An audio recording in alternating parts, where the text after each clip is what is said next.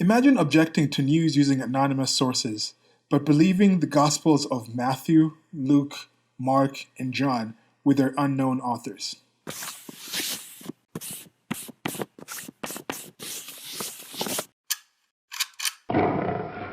So this is just a thought I had, and here I'm being specific, very specific with just the authorship, very specific about people who say, I don't trust this information because I do not know the source of the information.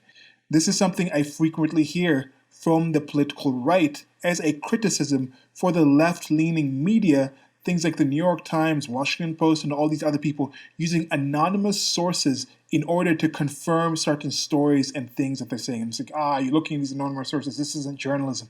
This isn't facts. This aren't truth. To me, it doesn't matter. It does not matter.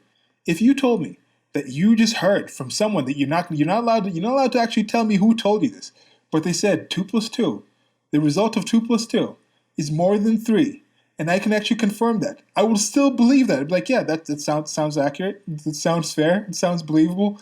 2 times 2 is also more than 3. Yeah, that sounds believable. 2 plus 10 is more than 3. Yeah, that sounds believable. 2 plus 3 is more than 3. Yeah, that sounds believable. I'm going to do that. 2 plus 1 is more than 3. I know that. That's 3. Like, I know that. Like, that's the actual information. Like, I know that. Or like 2 negative 2 is more than 3. I'm like, no, that you're taking something away from 2. Like, I already know that doesn't make any sense. Like, I can actually check it. So for me, the actual information should not matter from the actual source.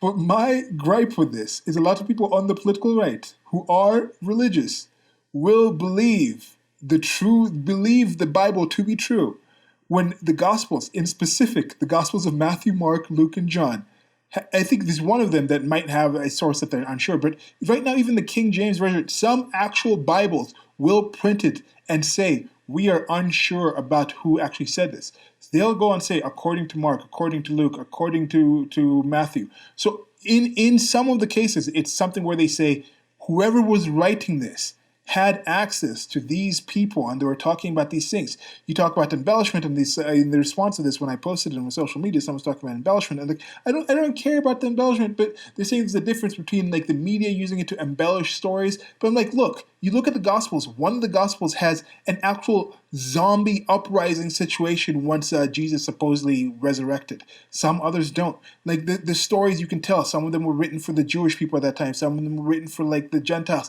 It's like this different kind of situation where it's like these stories don't even match. Embellishment is what the Bible is all about.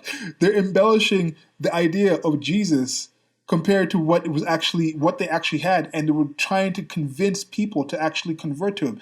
And this was also something that was against the disbelievers, against the Jews, against the pagans, against the people of other faiths. They're saying this is actual our faith. So that part is the same, just the same way like New York Times will use anonymous sources in cases to actually embellish something they want to report about something else that supports something they believe. That happens as well. So that's even there.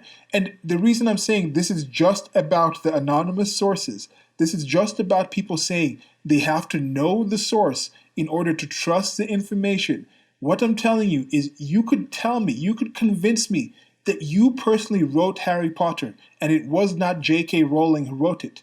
You could tell me that, and it still would not convince me that Harry Potter is a real character. So that's what I'm saying. I don't care about the provenance of the actual information. It's involved, but it is not the make or break for me. So if you're someone who's saying, if you don't know the source, you're not going to believe the information without actually testing the information, then I think that's just an absurd thing, unless that's just the way you roll for everything in your life. But I see people who are Christians, especially on the political right, Christian right, who do this, and they're not actually living that life. They're not living that truth. Okay, so that's it for now. This is part of my shorty series where I expand on short thoughts and hopefully engage you in the conversation. So let me know what you think about this in the comment section. Are there any other things like this where you think someone has allowed anonymous sources in one place but doesn't allow them in another place? Or if you can give me actual reasons, because there's some things where it's like, yeah, okay, if something's not directly involving my life, then yeah.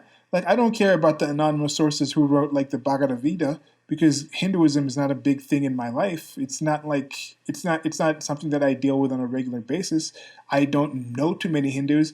There's not too many people who There's some people in the Kenyan government, I guess, who might be Hindu, but it's not that big of a deal. If it's something that's not involved in your life, and then maybe you can say if the New York Times is actually reporting something that is more directly involved and affects policy in the current year and things like this, so that's more of an effect. Let me know what you think about that. Like, share, subscribe, hit the notification. I was told that by some subscriber that they're not receiving notifications of my actual video posts, and I've been posting daily for the last couple of months, and I have videos lined up for Wednesday, Saturday, and Sunday until July. So at least hit the notification bar, or at least come back on those days, because those days are guaranteed to have videos, and I'm going to keep trying to line up so we can have that for some time, see if I can make the rest of the year with that. So till next time, I appreciate you taking your time. Goodbye.